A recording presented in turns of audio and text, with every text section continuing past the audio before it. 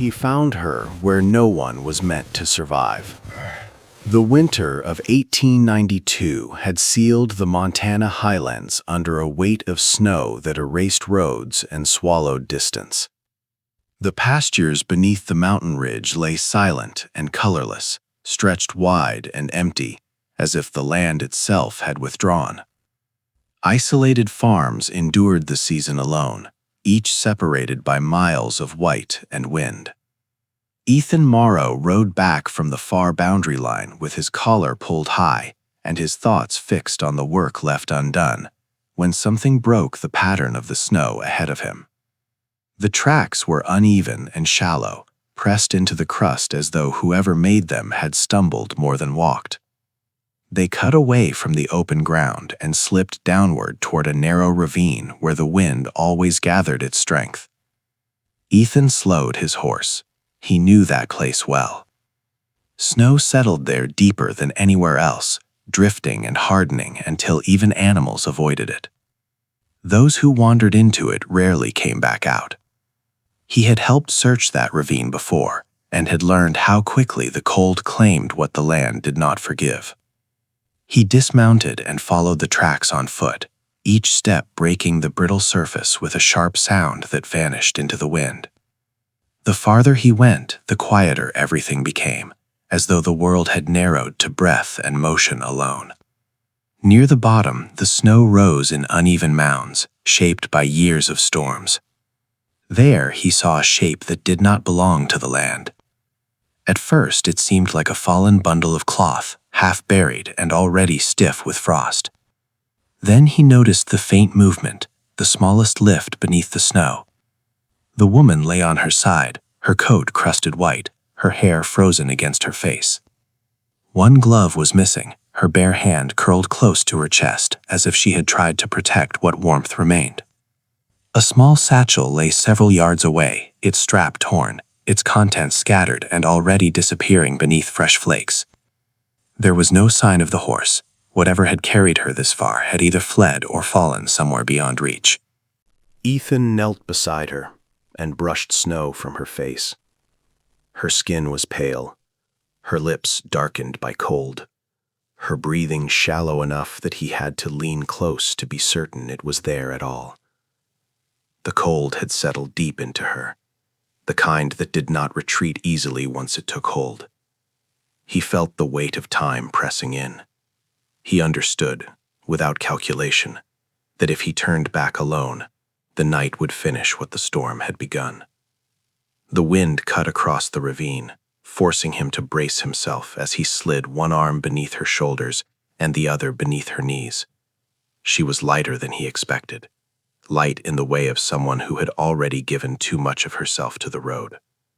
Snow fell from her clothing as he lifted her, and her head sagged against his arm without resistance.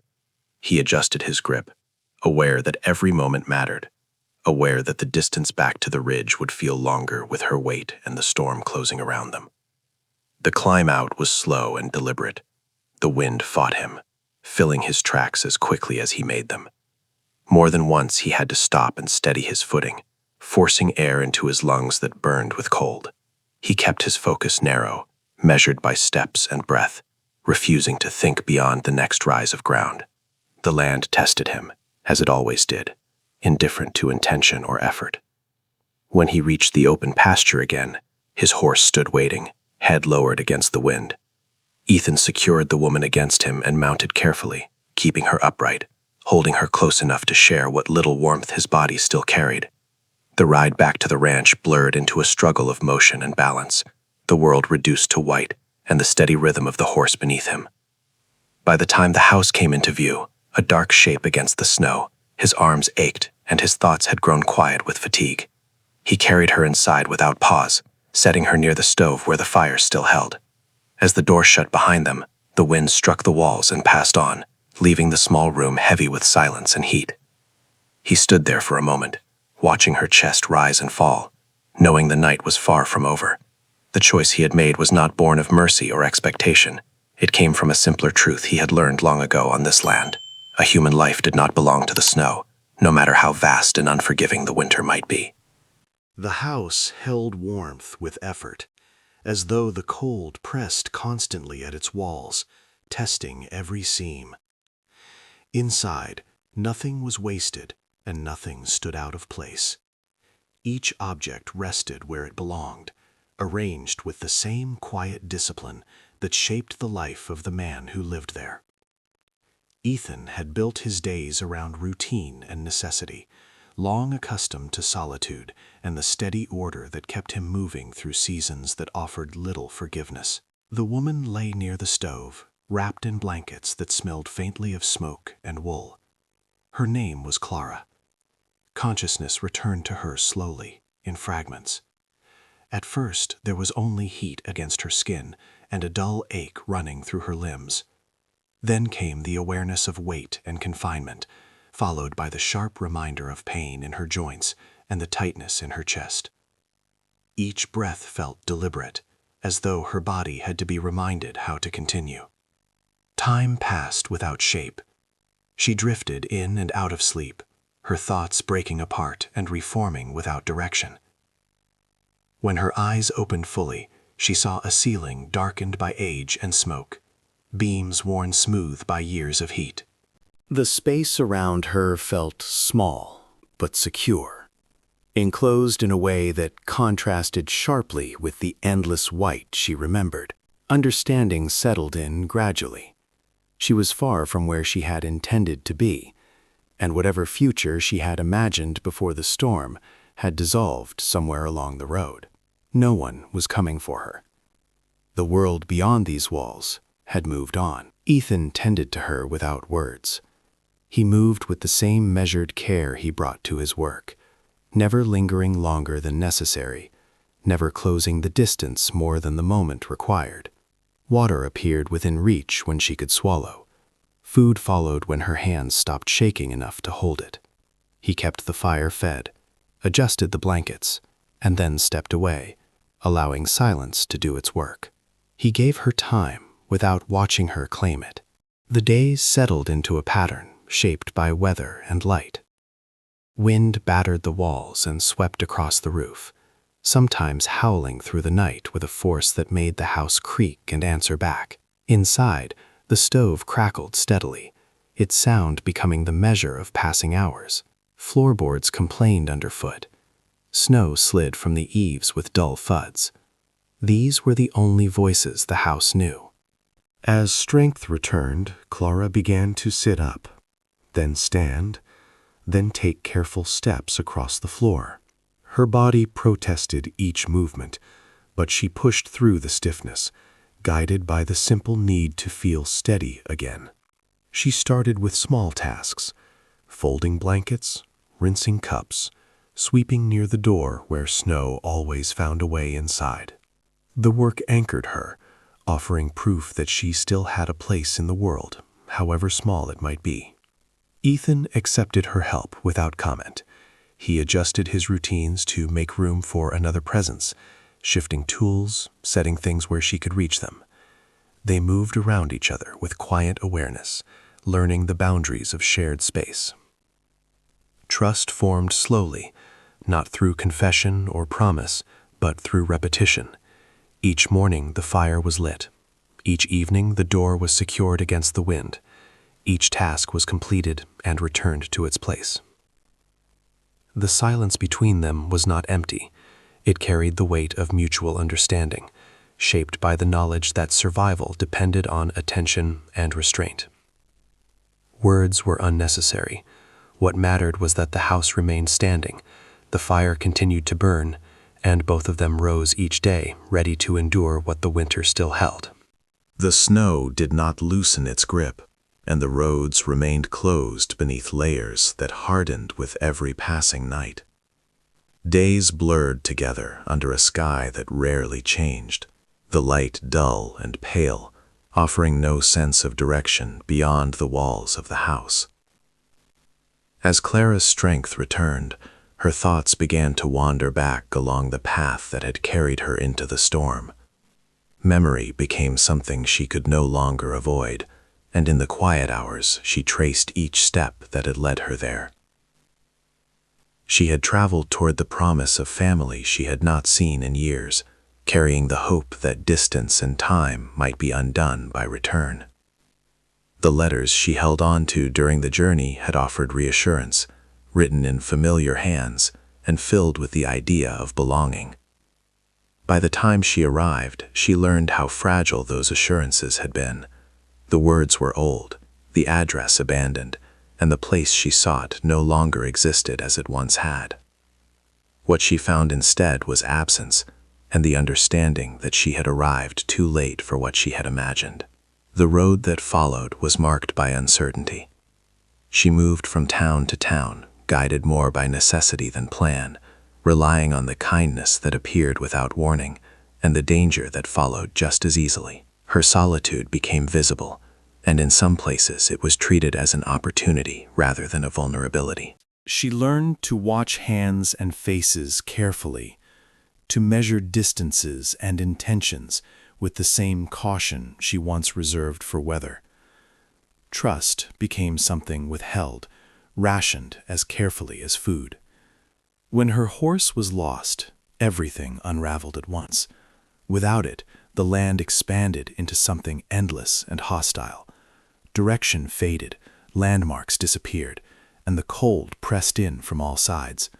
Each step through the snow demanded more than her body could give. The storm erased the road behind her and offered nothing ahead. By the time she collapsed into the ravine, she had already accepted that she might not rise again. Ethan observed her differently as fragments of her past became clear through circumstance and quiet understanding. He recognized patterns that were familiar to anyone who had lived long enough on contested land. Her journey intersected with old disputes, with property lines argued over, and promises made for convenience rather than truth. In this part of Montana, land carried weight beyond its soil. Ownership meant survival, and those without it were often pressed until they disappeared. He knew that his own ranch had drawn attention before, that others had measured its value and wondered how easily it might change hands. The presence of a woman with no clear claim and no protection shifted the balance in ways he could already sense. Her past was not separate from his present. It folded into the same network of interests and pressures that shaped every life in the valley. Their paths had crossed not through intention or feeling, but through the harsh design of a place that rewarded strength and punished isolation. In a country where the land decided who remained and who was pushed aside, survival depended on more than endurance. It depended on whether someone was willing to stand and be counted, and whether another would remain standing beside them. Rumors spread faster than the thaw, carried from ranch to ranch by riders who lingered too long and spoke too little. Before the snow had begun to loosen its grip on the valley, the county was already aware that a woman had taken shelter at Ethan Morrow's place. Her presence unsettled patterns that had remained unchanged for years, and curiosity sharpened into interest that had nothing to do with concern. Men began to arrive under the pretense of neighborly visits. Their horses stood restless in the yard, while their eyes measured the land, the house, and the quiet figure moving inside it. Questions circled without ever landing directly. Suggestions were offered as favors, framed as sensible arrangements meant to prevent trouble. Each visit carried the same weight, an unspoken assumption that nothing on the frontier existed without purpose or price. Clara felt the shift before it was named. She sensed it in the way attention followed her movements, and in the pauses that stretched too long when others were near. She was no longer simply a woman recovering from winter and loss. She had become a factor, a convenient hinge upon which other ambitions might turn. To them, her survival was incidental. What mattered was what her presence could be used to justify. The realization hollowed her sense of safety. The house still stood solid against the wind, the fire still burned, but the shelter it offered felt thinner now, exposed to the reach of outside intentions. She began to understand that staying carried consequences, not only for herself, but for the man who had taken her in without conditions. The thought settled heavily. She had arrived with nothing, and yet her existence alone now threatened to cost him what he had spent a lifetime holding. As the cold began to loosen its hold, The land slowly revealed its edges again. Paths emerged from beneath the snow, uncertain but passable, and the valley shifted from stillness to cautious movement. With the change came the possibility Clara had been waiting for. The season no longer trapped her in place. Leaving became a matter of decision rather than survival. Ethan prepared without ceremony. He marked routes, checked supplies, and ensured the way would hold once she set out. There were no assurances offered, and no expectations placed in her hands. He understood that anything built on obligation would collapse under its own weight. Whatever had formed between them could not be kept through insistence or debt. He accepted that she might go and never return, and he made peace with that truth before the day arrived. Clara left at first light, carrying only what she had brought and what she had earned through her own effort. The house receded behind her, returning to its familiar stillness. The road stretched open, promising motion and distance, but offering no certainty. Each mile tested the resolve she had gathered through winter, and with each step away, she felt the absence of pressure more clearly than the presence of freedom. In the days that followed, she moved through places that echoed with old expectations. Offers came wrapped in politeness, conditions disguised as assistance. She recognized the same calculations she had known before, the quiet weighing of usefulness against cost. The world beyond the ranch had not changed. It still measured worth in ownership and advantage, and it still sought to claim more than it gave. The realization settled slowly. What she had found during the winter was not shelter alone, but something rarer. She had not been treated as a solution or a resource. No one had attempted to shape her future to fit their needs. The work she had done had mattered because it was chosen, not required. The space she occupied had been respected because it was hers. Several days after she left, she turned back. The decision did not come easily, and it did not come from fear. It came from clarity. She returned not because she lacked options, but because she recognized the difference between being tolerated and being allowed to exist without claim. The road that had carried her away now led her back by choice alone. When she reached the property again, the land looked unchanged, marked by the same fences and open sky. Yet her return carried a different weight. She stepped into the yard without hesitation, knowing that staying would mean commitment rather than refuge.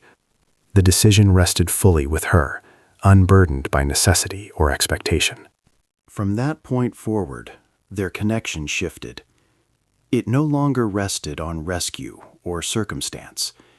It grew from shared effort and mutual respect, shaped by days of work and evenings of quiet routine. Each task completed together reinforced the understanding that neither was bound by need. They remained because they chose to. The ranch began to feel less like a place of pause and more like a place of direction.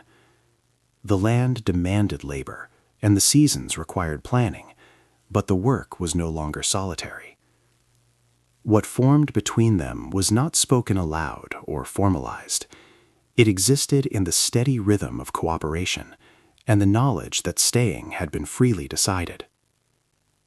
Through that choice, trust deepened. Not the fragile trust born of dependence, but the durable kind, shaped by autonomy and shared responsibility. The winter that had forced them together no longer defined what they were building. What mattered now was the decision, renewed each day, to remain and continue forward, side by side. Spring arrived gradually, carrying mud, thawing water, and the first subtle signs of life. The snow receded unevenly, revealing dark, wet earth beneath and flattened grasses pressed down by winter's weight. Streams swelled with meltwater, winding across the pastures, bringing movement and sound back to the quiet valley.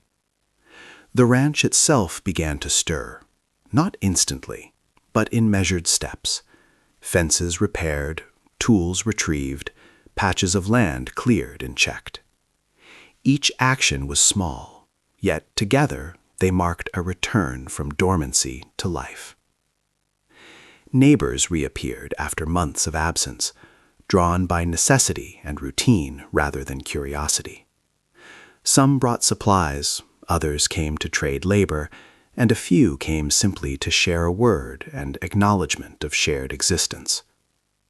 The valley responded with subtle openness, each visit and exchange a quiet recognition that life continued and that the ranch, though remote, remained connected. Clara moved through this renewed rhythm with growing confidence, no longer lingering at the edges of gatherings, no longer shrinking into herself. She carried her presence without apology, contributing where she could, accepting help when offered, and participating in the practical rhythms of survival and work. Slowly, she became part of the landscape itself, her movements and actions integrating into the fabric of the county without fanfare. Ethan, too, shifted imperceptibly. He no longer kept to the shadowed edges of his land, no longer met every approach with caution. His presence was quiet but visible, an acknowledgement of connection and openness he had not allowed before. He began to move alongside neighbors in work and exchange, allowing himself to be seen and engaged, not out of necessity alone, but as a choice to inhabit the life around him fully. The careful order of his house and land now included others naturally, without ceremony, as part of the continuing rhythm that had begun with Clara's arrival.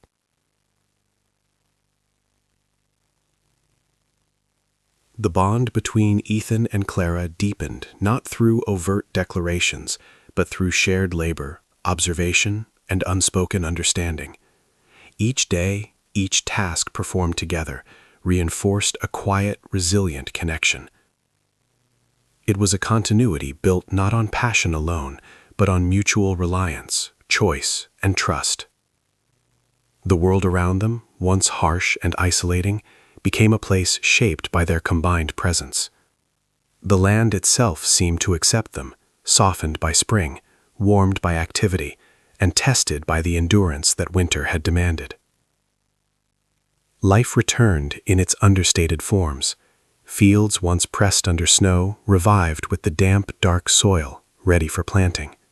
Tools, fences, and the small structures of the ranch regained function and purpose. Clara no longer had to justify her place. Her participation was observed and accepted naturally. Ethan no longer moved as a solitary figure at the edge of the valley. Together, their household became a quiet center of presence, a steady point of life amid the wider, shifting landscape. The pattern of work and care, repeated day after day, solidified their home as something beyond walls, a structure of choice and shared persistence. As the year edged toward the next cold season, the returning snow and ice carried with them no surprise. They were met with preparation, experience, and shared understanding.